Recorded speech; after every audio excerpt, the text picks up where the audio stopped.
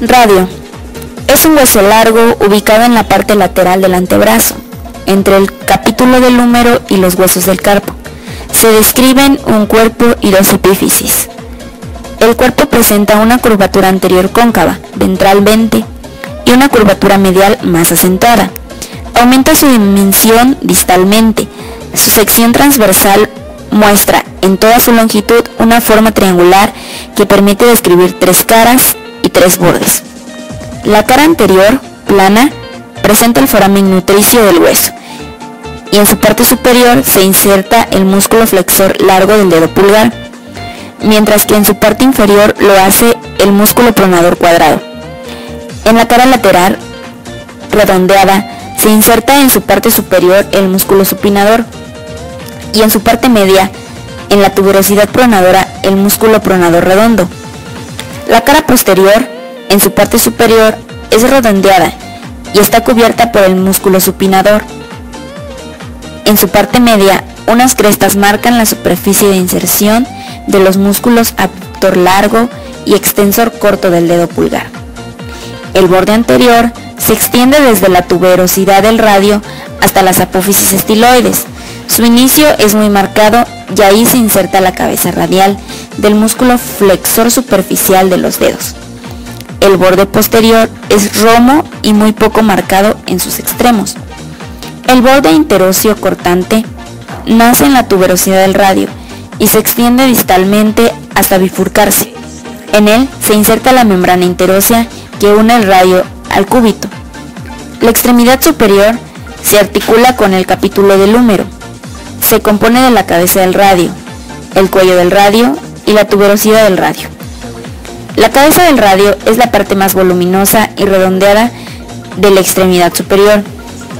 Está excavada en su cara superior, la fosita articular, y rodeada de una superficie ósea anular, la circunferencia articular, que se articula con la escutadura radial del cúbito.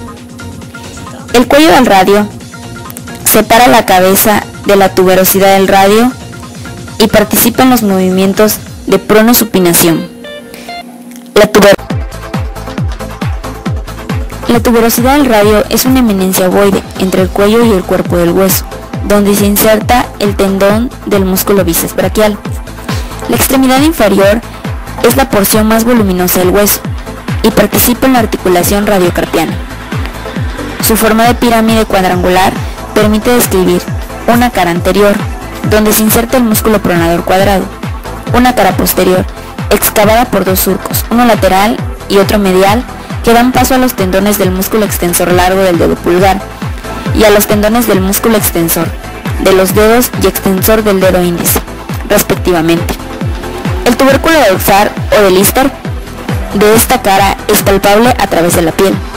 La cara lateral también posee dos surcos, uno lateral para los tendones de los músculos abductor largo del dedo pulgar y extensor corto del dedo pulgar, y otro medial para los tendones de los músculos extensores radiales largo y corto del carpo. De esta cara se desprenden la apófisis estiloides del radio, separada del resto del hueso por la cresta supraestiloidea. En estas dos estructuras se insertan el tendón del músculo braquiorradial y el ligamento colateral radial del carpo. La cara medial está ocupada por la escotadura cubital del radio, que se articula con la cabeza del cúbito. La cara inferior es la cara articular carpiana triangular, que se encuentra dividida por una cresta en dos partes, una lateral triangular para articularse con el hueso escafoides y otra medial cuadrilátera para el hueso semilunar.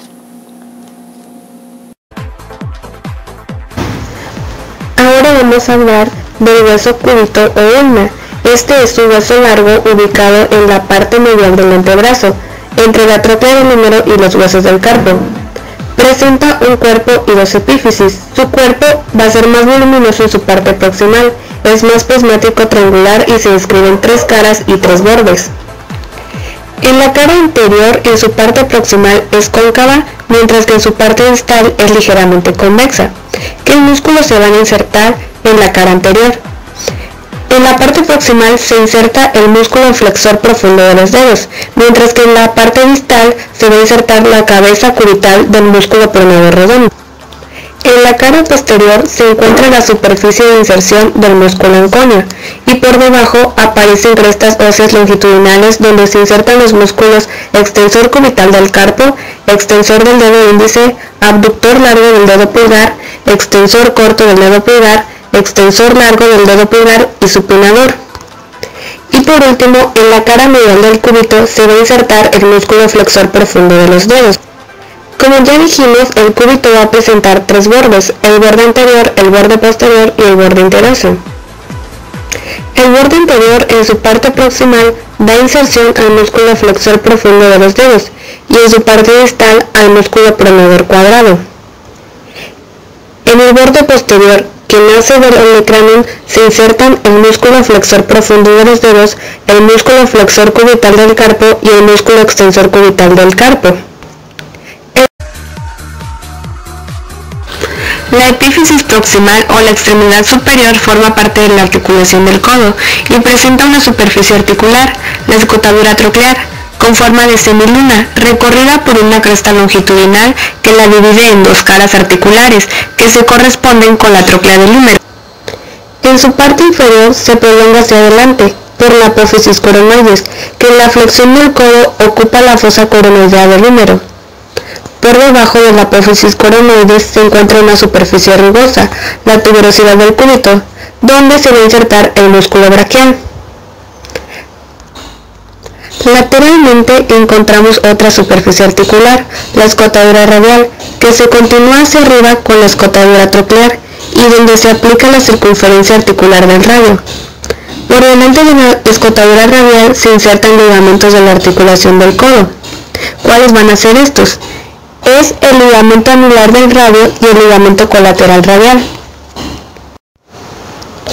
Hacia atrás, la extremidad superior se eleva en una saliente voluminosa y cuadrangular, el olecranon, cuya cara anterior contribuye a formar la escotadura troclear.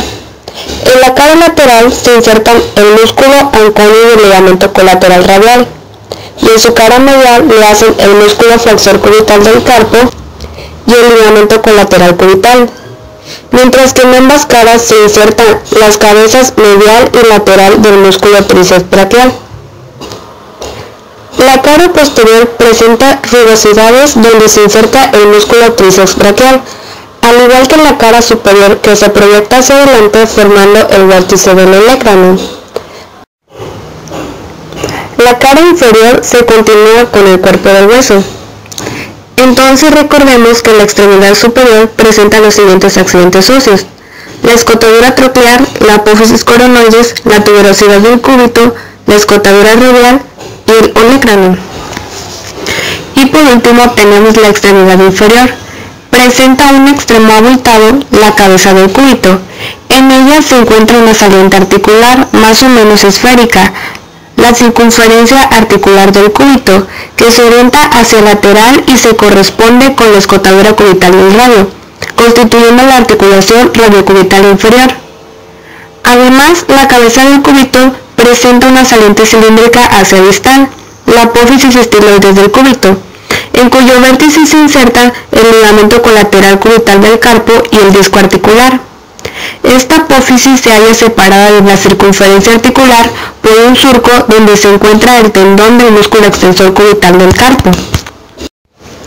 Entonces, repasando, el cúbito también va a ser conocido como ulna.